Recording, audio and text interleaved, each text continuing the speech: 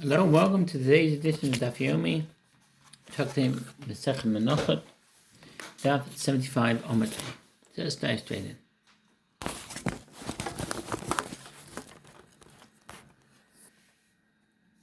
Just as here, with regard to the deep pan meal offering, the placement of oil in an empty vessel is required, to which the flour is added only afterwards, so too there, with regard to the meal offerings prepared in a shallow pan, the placement of oil in an empty utensil is required.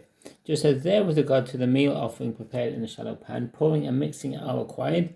As the verse states, mixed with oil and poured oil upon it. Leviticus 2:5-6. So too here, with regard to a deep pan meal offering, pouring and mixing are required. The mission teaches, with regard to meal offerings that come as loaves, i.e. those prepared in a shallow pan or deep pan, or those baked in an oven, It is after the flour has been baked into loaves that one breaks them into pieces and mixes them with oil. This is stated in Rabbi Huda Nasi. And the Rabbi says it is with fine flour before the baking that one mixes the oil. The sages taught in a Braita, with regard to the meal offering prepared in a shallow pan, the verse states it shall be a fine flour, unleavened, mixed with oil. This teaches that it is mixed while still flour. Rabbi Huda Nasi says it is after the flour has been baked into loaves that he mixes them, as is stated. And when you bring a meal offering baked in the oven, it shall be unleavened loaves of fine flour mixed with oil. Leviticus 2:4. The rabbi said to him, but it is not with regard to loaves of a thanks offering. The Gemara does not present Rabbi Yehuda Nasi's answer to the question of the rabbis here. According to the Tosefta, Rabbi Yehuda Nasi retracted his opinion, conceding, I see that their opinions are sounder than mine. That it is stated, unleavened loaves mixed with oil and loaves mixed with oil of fine flour soaked, Leviticus 7:12. And it is not possible to mix them when they are loaves, but only when they are of fine flour. The Gemara explains the procedure of mixing the oven-baked meal offerings according to the rabbis. How does the priest perform the rite? He places the oil in a utensil before the placement of the flour is done, and then he places the flour into the utensil. And he then places the oil upon it and mixes it and kneads it in lukewarm water and bakes it in a shallow pan or a deep pan in accordance with his vow. And then he breaks it into pieces, and he again places oil upon the pieces, which constitutes the required pouring, and he removes a handful for the altar. Rabbi Huda Nasi says, after the meal offerings have been baked into loaves, one bakes them into pieces and mixes them with oil, as is stated, loaves of fine flour mixed with oil. How does the priest perform the rite? He places the oil in a utensil. Before the placement of flour is done, he then places the flour into the utensil. He then kneads it in lukewarm water and bakes it in a shallow pan or deep pan and breaks the loaves into pieces and places the oil upon the pieces and mixes them, and again places the oil upon the pieces, which contributes to the pouring of the oil, and removes a handful to be burned on the altar.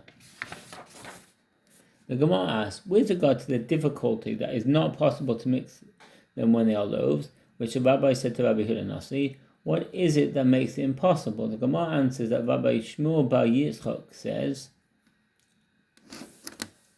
Amar Rabbi Shmuel bar Yitzchak. We only come to discuss the structure of the Gemara's discussion. According to some, the Gemara has already stated the opinion of the rabbis, namely that it is impossible to mix the oil with baked loaves. Rabbi Shmuel bar Yitzchak is elaborating on why it is impossible, the Rashi's first interpretation to Tosfot. Other commentators have a different version of the Gemara. Instead of stating it is not possible, which the rabbi said to Rabbi Huda Nasi, the text states that the rabbis are saying well to Rabbi Huda Nasi. Accordingly, Rabbi Shmuel bar Yitzchak is understood as explaining why Rabbi Huda Nasi concedes that while the baked loaves of a thanks offering cannot be mixed with oil, this is not the halacha concerning other offerings of baked loaves, which are not nearly as numerous. Rashi's second interpretation. What's the other footnote? Rabbi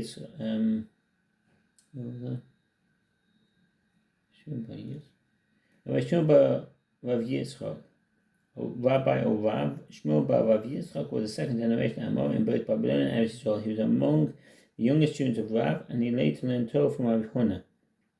Like many other students of Rav Huna, he also came to Eretz Yisrael to study under the generation of preeminent scholar Rabbi Yochanan. Although there is no record of his reporting statements that he heard from Rabbi Yochanan, he has a number of exchanges with Rabbi Yochanan's students, some of whom quote statements in Rabbi Shmuel bar Rav Yitzchak's name. Statements concerning both halacha and agada appear in the name of Rabbi Shmuel bar Rav Yitzchak in both the Babylonian Talmud and the Jewish Talmud. His occupation is known, and all that is known of his family is that his daughter was married to Rabbi Shaya. Rabbi Shmuel bar Rav Yitzchak conducted himself with humility, and he was recognized for acting in a humble manner, even before people years younger than he was. Since only a quarter log, a revius is a unit of liquid measurement. In Hebrew, it literally means a quarter. Unless indicated otherwise, a revius refers to a quarter log. The log is a Talmudic measurement of a volume equal to 6 bulkhead egg bolts, which is equivalent to approximately 346 milliliters according to Rabbi Chaim Nayer's method of converting Talmudic measures. A quarter log measures approximately 86.5 milliliters, or slightly less than half a cup. A quarter log is a standard unit measurement concerning certain matters. For example, a quarter log is the minimum amount of wine over which Kiddush may be recited, the amount of wine for which a Nazarite is punished for drinking, and the minimum quantity of certain potable liquids for which one is liable for violating the prohibition against transferring objects from one domain to another on Shabbat. A quarter log of blood from a corpse confers ritual impurity. A quarter log of oil is used. How could it be divided among a number of loaves? The thanks offering includes 40 baked loaves, of which 10 are leavened. In addition, there are 10 each of the following unleavened varieties: wafers, loaves, and poached loaves, among which the total amount of fine flour is 1 ephah. From Sefer Voda, Hilchot Maaseh Kabbalah 9:17. Therefore, the total fine flour for 2 of the 3 varieties of wafers and loaves is 6 2/3 tenths of an ephah. The measure of 1/2 log of oil, which is a halacha transmitted to Moses from Sinai, is also used in the preparation of the 30 unleavened loaves. This half log is distributed in the following manner: 1/4 log is used for the poached loaves baked with water and oil. 1/8 of a log is used for the wafers, and the final 1/8 of a log is used for the standard loaves. Therefore, each loaf and each wafer contains 1/3 of a tenth of an ephah of flour mixed with 1/18 of a log of oil. Each loaf of a third variety, the poached loaves, contains 1/3 of a tenth of an ephah of flour mixed with 1/40 of a log of oil. It is therefore clear that mixing will be ineffective when trying to mix this relatively small amount of oil with such a large amount of baked dry loaves. As this is not sufficient oil to mix with baked offerings, it must be that the oil is mixed with unbaked flour. The Mishnah teaches the loaves of a meal offering baked in unrequired mixing of their flour with oil, and wafers require only smearing. The verse specifies with regard to the oven-baked meal offering, and when you bring a meal offering baked in the oven, it shall be unleavened loaves of fine flour mixed with oil. Leviticus 2:4. This indicates that not only the loaves are mixed, but the wafers are not mixed. This derivation necessary, as one might have thought. Could the opposite conclusion not be derived through a logical inference? And if loaves, which do not require smearing, do require mixing, it is not logical that wafers, which require smearing, also require mixing. To counter this inference, this verse states loaves of fine flour mixed, but wafers are not mixed. With regard to wafers, the same verse teaches that wafers are smeared with oil, but the loaves are not smeared. This derivation is necessary, as one might have thought.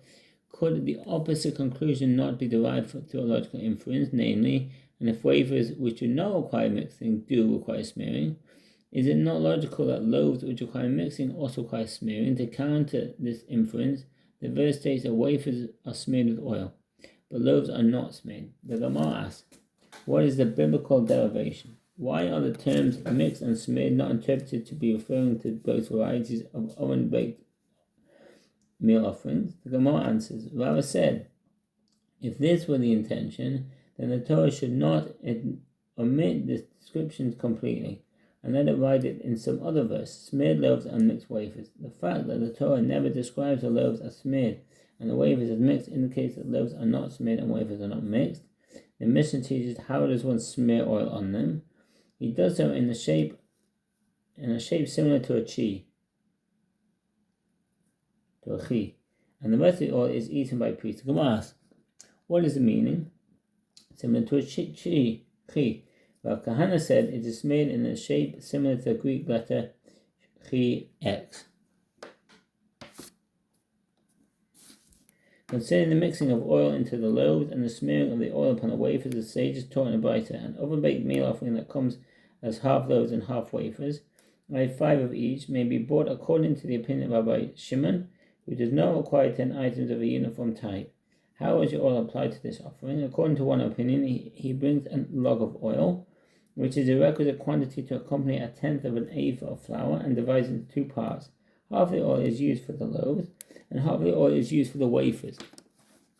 As for the loaves, he mixes them with oil, and as for the wafers, he smears them, and he smears the oil on the wafer over the entire surface, not in the shape of the letter chi, and he returns the rest of the oil to mix into the loaves. Rabbi Shimon ben Yehuda says the name of Rabbi Shimon.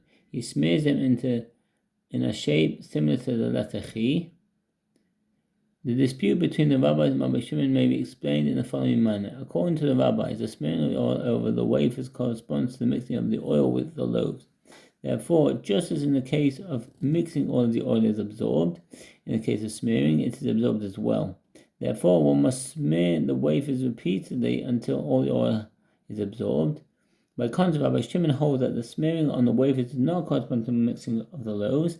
Therefore, in the case of smearing, Rabbi Shimon holds that all that needs to be used is the amount necessary to form the shape of a chi, and the rest is given to the priest.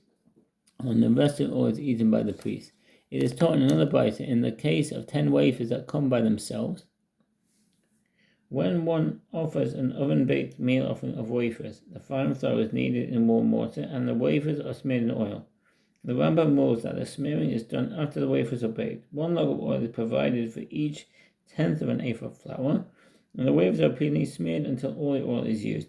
The ruling is in accordance with the opinion of the first Tana, Rambam Sefer Road, the Hilchot Ma'aser Kabbalah, in 8 to 9, see the Ketz of Mishnah there. As a meal offering baked in the oven as not part of another offering, he brings a log of oil and smears them, and he again smears them repeatedly until all of the oil in the log is finished. Rabbi Shimon ben Yehuda says the name of Rabbi Shimon. He smears them in a shape similar to letter chi, and the rest of the oil is eaten by the priest. And all the meal offerings that are prepared in a vessel are required breaking into pieces. Concerning the meal offering prepared in a pan or deep pan, once it has been baked in the utensil that has been stipulated in the original vow, it must be broken into pieces and placed into a service vessel. Afterward, the rest of the oil is poured over it, and the frankincense is applied. This ruling is in accordance with the Mishnah of Rambam Sefer Road, Hilchot Ma'aser Kabbalah, 13:6. The Gemara asks, to exclude what does the Mishnah state that this verse applies specifically to meal offerings prepared in vessels? The purpose that the Mishnah serves to exclude the 2 loaves, i.e. the public offering on Shavuot of 2 loaves baked from new wheat, and the shubed of 12 loaves that were placed on the table in the sanctuary on each Shabbat. Since these are baked in an oven and are not prepared in vessels, they do not require breaking into pieces. The sages taught in a Braita that the verse discussing a meal offering prepared in a pan states, you shall break it in pieces and pour oil upon it, is the meal offering, Leviticus 2:6. The fact that the verse concludes with the phrases a meal offering indicates that the Torah means to include all the meal offerings in the requirement of breaking into pieces. One might have thought that I should include even the 2 loaves and the shubed. Therefore the verse states, you shall break it. The only comment explains why it is necessary to explicitly exclude the 2 loaves and the shubed from the requirement of breaking. Contrary to the opinion of Rabbi Shimon, the rabbis hold that some meal offerings are subject to breaking even if handfuls of them are not removed, as in the case of a priest's meal offering. See 75b. Accordingly, it is necessary for there to be a specific exclusion from the requirement of breaking even for meal offerings from which handfuls are not removed. The Rashba. Why does the Gemara exclude the 2 loaves and the shubed instead of excluding a priest's meal offering from the requirement of breaking? The Rashba suggests that this is because it is most sensible to exclude those meal offerings that are not offered on the altar. Others posit that since the 2 loaves and the shuban are consecrated property of the community as opposed to that of private individuals, these are less like the oven-baked meal offerings than the meal offering of a priest. The verse speaks of the meal offering brought by an individual soul, which may be said of the priest's meal offering, but not of the 2 loaves or the shuban. Rashi manuscript Tosfot. The fact that the verse concluded with the phrases "the meal offering" indicates that the Torah means to include all the meal offerings in the requirement of pouring. One might have thought that I should include even the oven-baked meal offering.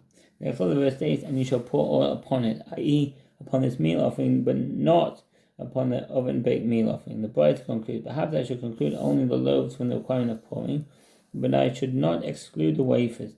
Therefore, the verse states it is a meal offering, indicating that the wafers are also excluded. The Gemara asks, what is the biblical derivation by which the term "it" excludes wafers specifically? Perhaps I will say the term serves to exclude the meal offerings of the priest from the requirement of pouring. That's the end of the Omen. Thank you for listening and all the best. Go Shabbos. Bye.